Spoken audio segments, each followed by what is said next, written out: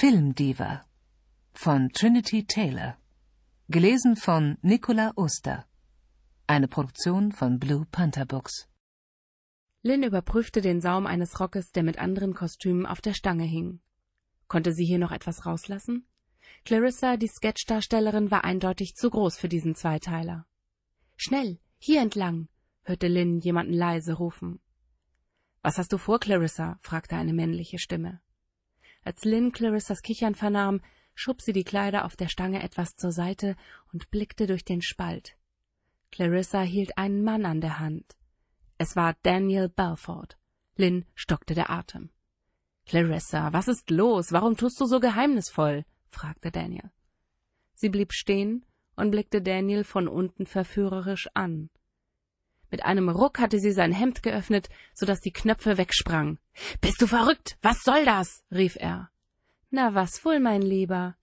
Bist du nun ein Mann oder eine Memme?« Lynn beobachtete, wie Clarissa sich über die Lippen leckte und ihr Oberteil rasch öffnete.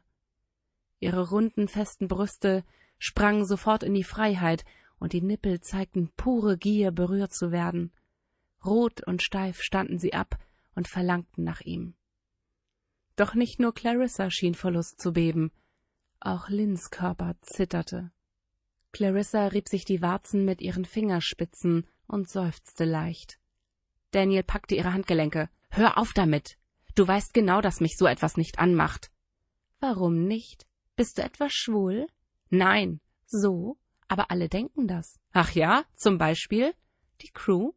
Mein Privatleben geht niemanden etwas an.« »Ich glaube, die anderen haben recht.« »Haben sie nicht.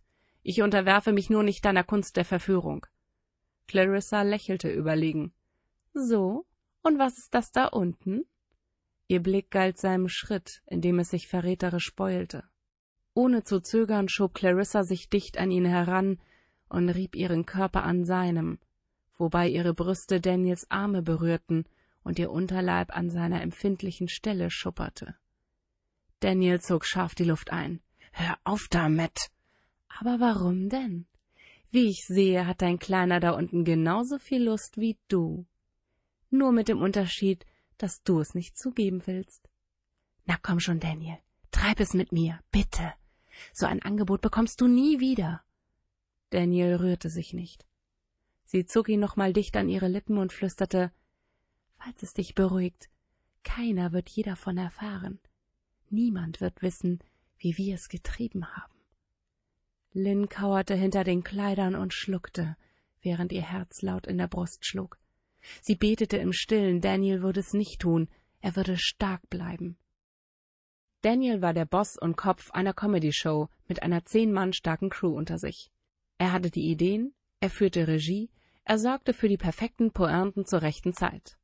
Die Show hatte ein Sendeformat von 1 Stunde die Woche. Zusätzlich wurden kurze Sketche gedreht, die neben der Live-Comedy mit hineingestreut wurden. Daniel hatte Lynn vor etwa einem Jahr als Aushilfe bei der Maske engagiert. Die Dame, die hauptsächlich die Maske betreute, kündigte nach einem Monat, nachdem Lynn bei der Show begonnen hatte. Seit Lynn Daniel Belfort das erste Mal gesehen hatte, war sie verrückt nach ihm. Doch sie hatte genauso wenig eine Chance, an ihn heranzukommen wie Clarissa.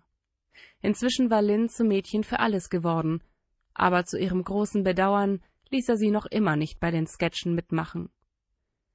Diese Aufgabe erledigte ausschließlich Clarissa. Und, wie Lynn in diesem Moment feststellte, bekam sie auch noch den anderen, wichtigen und begehrenswerten Job.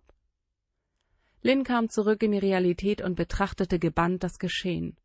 Clarissa bog den Kopf nach hinten und nahm ihren Oberkörper mit, so dass Daniel die irrigierten Brustwarzen sehen konnte. Lynn hatte es befürchtet. Er war eben auch nur ein Mann.